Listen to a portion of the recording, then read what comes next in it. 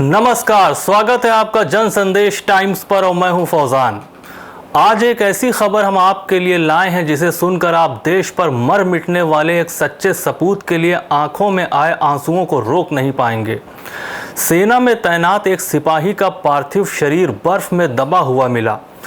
23 सितंबर 2005 को गहरी खाई में गिर जाने के कारण सिपाही बर्फ में दब गए थे और 16 साल बाद अब उनका शव मिला है, जिसको आज गाजियाबाद लाया जाएगा, जहां उनका राजकीय सम्मान के साथ अंतिम संस्कार होगा। इसे कुदरत का करिश्मा ही कहा जाएगा कि जब एक पर्वतारोही सिपाही का पार्थिव शरीर 16 साल बाद उसी तारीख को बर्फ में दबा मिला जिस तारीख को हादसे में वो बर्फ में दफन हो गए थे।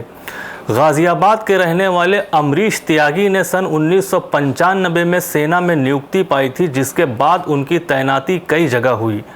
कारगिल के युद्ध के समय भी वह कारगिल में तैनात थे। इतना ही नहीं, सिपाही अमरीश हिमालय की सबसे ऊंची चोटी पर कई बार तिरंगा भी फैला चुके थे और इस बार सितंबर 2005 में वह उत्तराखंड की हिमालय की सबसे ऊंची चोटी पर ध्वजारोहण करके जब अपनी टीम के साथ वापस आ रहे थे तो 23 सितंबर को गहरी खाई में गिर जाने के कारण 4 सिपाही, जिनमें कि अमरीश भी शामिल थे, बर्फ में दब गए।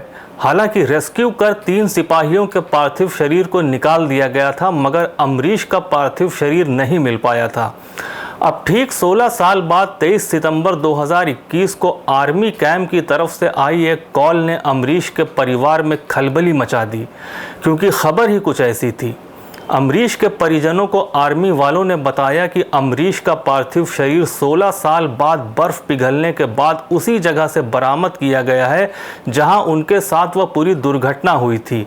जिसके बाद जहां एक तरफ परिजनों में उनकी शहादत को लेकर थोड़ी सी मायूसी है, तो वहीं दूसरी ओर उनके पार्थिव शरीर को 16 साल बाद पाने की खुशी भी उनके चेहरों पर साफ देखी जा सकती है।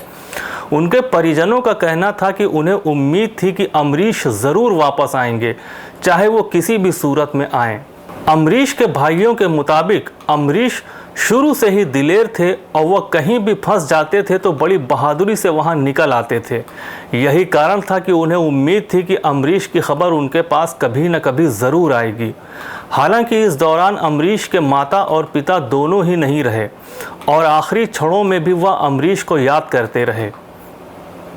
वहीं दूसरी ओर जैसे ही अमरीश के पार्थिव शरीर के मिलने की सूचना पूरे गांव को मिली तो गांव का जमावड़ा अमरीश के घर पर आना शुरू हो गया। साथ ही उनके रिश्तेदारों का भी घरों पर आना जाना शुरू हो गया। अमरीश के भाई के मुताबिक सेना की तरफ से किए गए फ़ोन कॉल में उन्हें बताया गया कि अमरीश के पार्थिव शरीर को मंगलवार सुबह गाजियाबाद के मुरादनगर थाना क्षेत्र में उनके पैतृक गाँव में लाया जाएगा, जहाँ राजकीय सम्मान के साथ उनका अंतिम संस्कार किया जाएगा। हालांकि इस दौरान बात करते करते उनके भाई कई बार भावुक भी हुए और उनके फोटो को देखते नजर आए। पूरे इलाके में जो भी अमरीश के पार्थिव शरीर के मिलने की सूचना पाकर उनके घर पहुंच रहे हैं, वहीं लोग हैरान भी हैं और इस बात को लेकर खासा खुश भी हैं कि अमरीश के पार्थिव शरीर को उनके गांव की मिट्टी में ही विलीन किया जाएगा। हालांकि अमरीश के पिता भी सेना में ही थे और सन 1962 और 65 की लड़ाई में भी उन्होंने अपना योगदान दिया था, लेकिन आखिरी वक्त में अपने बेटे के अंतिम दर्शन न कर पाने का मलाल उनके साथ हमेशा रहा।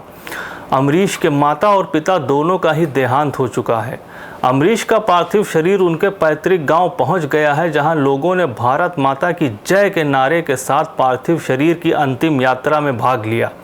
लोग पूरे जोश के साथ एक सैनिक की अंतिम यात्रा को स्मरणीय बना रहे हैं। सैनिक के पार्थिव शरीर को 16 साल बाद अपने गांव की मिट्टी मिली और उसी गांव की मिट्टी और लोगों ने पूरे उत्साह के साथ सैनिक के पार्थिव शरीर का सम्मान किया। जी, आपका नाम? रामकिशोर त्यागी।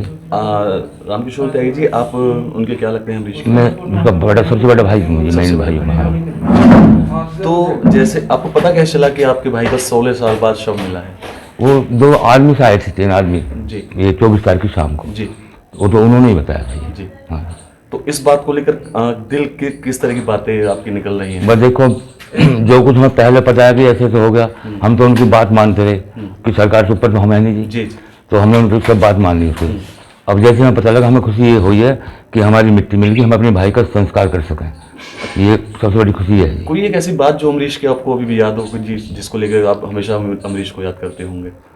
बस आज के सबसे छोटा था जी, और बहुत मतलब खुश मिजाज और बहुत अच्छा था। पूरे गांव में भी मतलब जब छुट्टी आता था, पूरे गांव के जो उसके साथ के लड़के थे वो भी बहुत खुशी मनाते थे, सब में रिल रहता था। हाँ जी। ये थी भारत माता के एक सच्चे सपूत की असली कहानी, जिसने लोगों की आंखों में आंसू ला दिया। अपने शहर की तमाम अपडेट्स के लिए बने रहिए जन संदेश टाइम्स पर। हमारे चैनल को लाइक, शेयर और सब्सक्राइब करना न भूलें। इजाज़त दीजिए फौजान को। जय हिंद।